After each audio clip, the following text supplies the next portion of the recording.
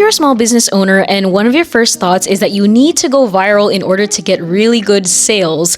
That is not necessarily true. Just because something goes viral and reaches thousands or hundreds of thousands or even millions of views does not guarantee that you will get customers from that. Yes, of course, volume is important, and the more that people see your stuff, the more likely that they are to buy. However, there is actually a strategy to be able to convert views into customers. So the reason that I'm talking about this is because I have been a small business owner myself for the past 5 years. I have been a social media manager as well as a marketing consultant in the past. So I want to share with you, especially those of you that are small business owners, whether you sell products or services, I want to talk to you about how you can convert videos and social media content into customers that will buy and eventually hopefully become loyal customers. So let's rewind. One of the things when I first started my small business was that I posted for 30 days straight.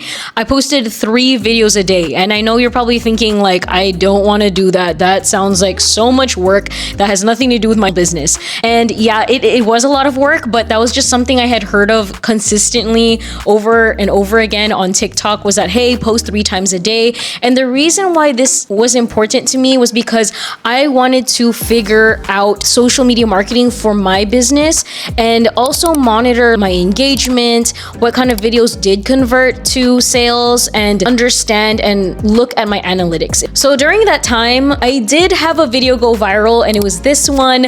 I got a decent amount of sales from it, but it had over 250,000 views.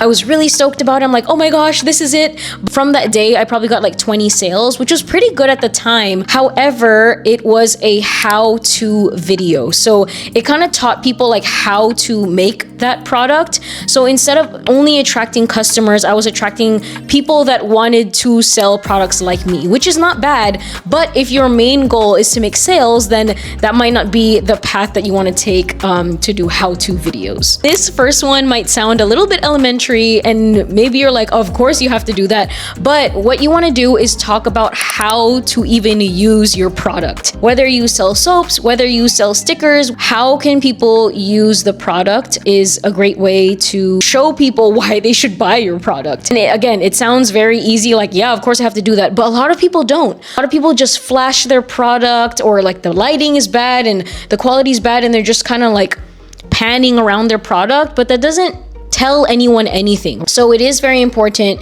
to show people and talk about what your product does. Another thing that you can do is show how your product or your service helps solve a problem. One business that I really look up to and I really love their marketing is Glamnetic. I really love how they market their products, especially through their ads. I've seen a lot of their ads and they show how to put on the nails. If you guys have never heard of Glamnetic, it's a great brand that has like nails that you can just do yourself, like press-ons. So it shows how easy it is. They just show you how to clean the nails, how to apply it, and how it attaches really well to your nail beds. And they even like do things like this with their hands to show you, like, even if you open up a can or move your hands around, type on a keyboard, they won't come off. So it shows people how strong they are, but they have really good designs as well. And it's a brand that I would study if I were you, if you're a product-based business. They do a great job of showcasing their products as well as showing how well the nails hold. So that's an example of solving a problem, right? A lot of people, maybe their press-ons, they don't stay on well,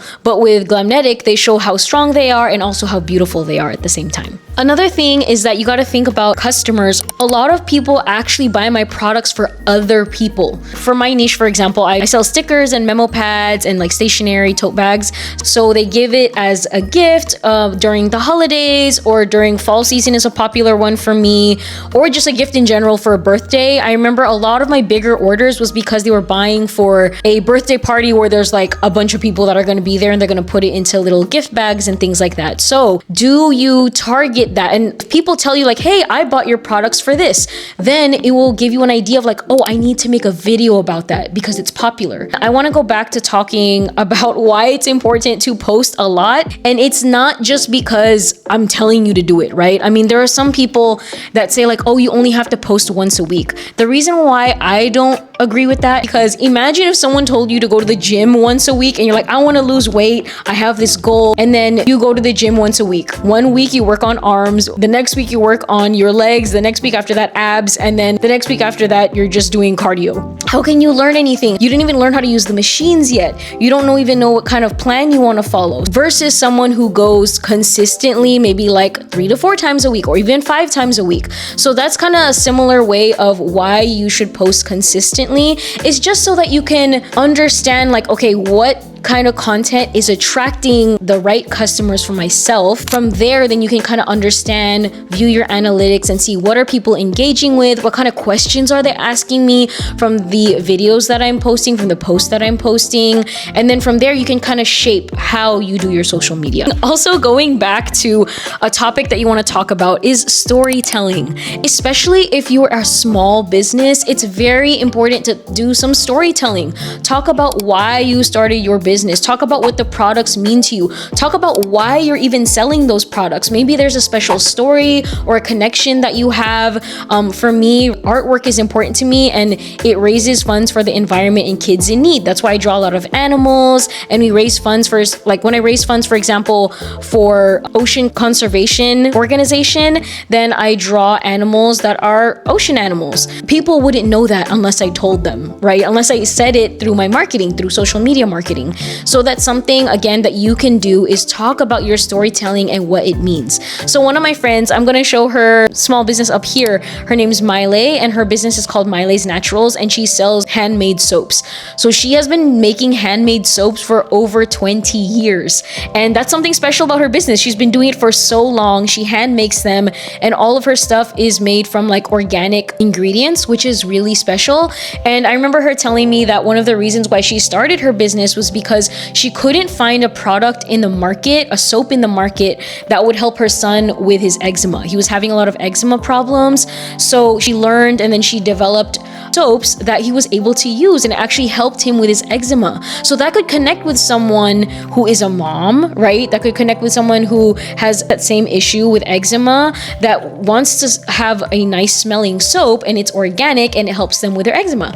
So that's just an example of solving a problem, but also storytelling. Maybe you can make a list of what is special about my products, what's special about my services that's different from other people. And then you can talk about that in your videos. Now, let me show you some examples of videos that I've done that have done well and went viral, got me a lot of followers, however, didn't get me sales.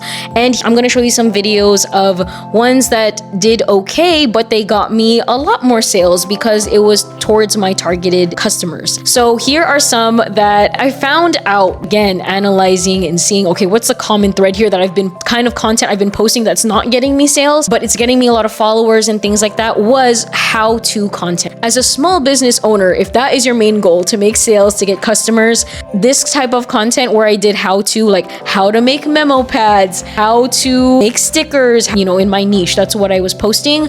How to set up for a pop-up market. Those were getting me a lot of followers because a lot of the followers happen to be other small business owners, right? Makes sense. They're like, oh, I want to learn how to become a small business owner. I want to learn about other products that I can make to sell in my business. However, again, if I wanted to only focus on making sales in my business, those are not the best ones for me to get customers from. The other way, let's go to the other one. And I had shown you some good examples from Glamnetic because they don't talk about how to make a nail business. They talk about their products, what's coming out that's new, and things like that, right? So let's go to mine real quick. With my business, these are the ones that I found out worked really well for attracting customers. So one, I was able to find out what is my best product, what is my best seller. That's very important because you want to focus a lot of your content around those products, because if it's already popular, then focus on it, right? So my most popular products were my bamboo stickers, and because they're unique, eco-friendly, they're made of 100% sustainable bamboo, they're flexible, waterproof, etc. And those are a lot of the things that I I mentioned in my videos. Because I showed people how to use them, I answered a lot of questions that they had, like, are they waterproof? Can you put them on bottles? How are they made out of bamboo? Because I answered those questions, a lot of people ended up purchasing. So like, for example, in my first month of posting for 30 days straight, I ended up making this much, which was a lot for me at the time. I was so happy because I felt like I had figured out how to connect with my target audience, with my customers that I wanted to reach out to. So again, here's some videos that went very viral but didn't get me a lot of sales. And here's ones that some of them did go viral on the side, but some of them did okay, but also got me sales because it focused on talking about the products, how people can use them, how they're packaged, and how I gift them. Talking for a while now, there are so many other topics I want to talk about when it comes to social media marketing. If you have any questions, I would love to hear from you guys so that I can answer your questions through a future video that I make. But I do want to talk about topics like, one, how do I even come up with the type of content to post, because I don't want to waste my time as a small business owner. Two, you can do collaborations through social media, how to reach out to people through social media, not just posting videos, but how to get wholesale orders through there. I mean, there are so many topics to talk about. And again, please let me know in the comment section below what you are the most concerned about, which question you want me to answer first, and what's most important to you, because that's also important to me. This whole series about social media marketing and how to convert views into customers, and I want to just talk more about mainly how to get business through marketing, whether that be social media marketing, outreach, collaborations, etc. I'm going to talk all about that in the next few weeks, so I will see you guys soon, and thank you so much for being here.